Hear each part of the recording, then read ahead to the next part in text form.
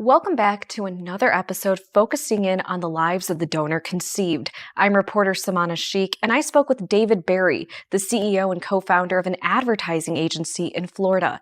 He found out he was donor conceived with a simple DNA test showing his roots to New York. The thing that was most climactic for me was days before turning 33 and learning that my biological father was, not my father. He is my dad. He will always be my dad. But that was the part I think that shook me the most. Barry's parents struggled to start a family, so they turned to a donor. And for Barry, that news was a shock. Fast forward a year later, he discovered his siblings off of 23andMe. Discovered we had twin sisters, and then all of a sudden that number continued to grow to where it ultimately got to where it is today of around 18, 19. And about 16 months ago is when I learned that, after a little bit of suspicion, that my biological father was not in fact a donor, who was just an anonymous medical student, but it was in fact the fertility doctor who had been treating my mother. That fertility doctor is still practicing in New York. His name? Dr. Morris Wortman out of Rochester, New York. Barry says finding out emotionally impacted him. I remember feeling a little crazy for a period of time, thinking, even imagining that my biological father, of all the people it could be, was the fertility doctor. I felt, like I was almost reaching for the most outrageous story, as if it wasn't, crazy enough. And I think the shock of it was that I was even considering it. By the time, the number of half siblings continued to rack up and we all started realizing we looked a lot like him, it felt more than possible. It started to feel probable. And so when I did confirm it, I didn't have as an emotional reaction as you might expect, but I do recall feeling relieved almost that I wasn't crazy for thinking something like that. And it was, in a weird way, there was some peace around that, knowing that I had finally, in some ways wrapped a bow around that part of the story, and that I wasn't crazy. His mom had no clue. He had to break the news. My mother has maintained that her experience is different than my father's, and it is. I am her biological son. I was born from her. So in one way, the fact that I was, donor conceived never changed her identity as my mother.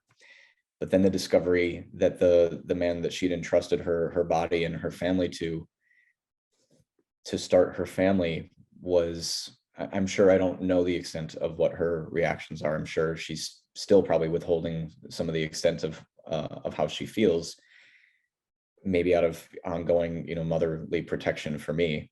But I know that she was angry about it. And I articulated this to her, not the other way around. In a lot of ways, I, as her firstborn, I would be a symbol of, her pride and joy. But I'm also an always present reminder of the person who I resemble and who wronged her in a way that I still can't wrap my head around. And then my father on the other side, there's a lot of stereotypes of the ways that men deal with infertility. And there's, a lot of hard to kill stereotypes of men feel, masculine and powerful of their ability to, procreate and continue their lineage, which I'm sure was a challenge for him on one side. And then to find out on the other that the man that he also knew, as the physician who was trying to help, him become a father, in fact, stepped in front of him in line and lied about how that was going to happen. And I don't know that he feels, any more hurt by that than the situation, in general. His goal is to tell his story to spread awareness. This Dr. Morris Wortman, who's my biological father, is still practicing medicine in New York State.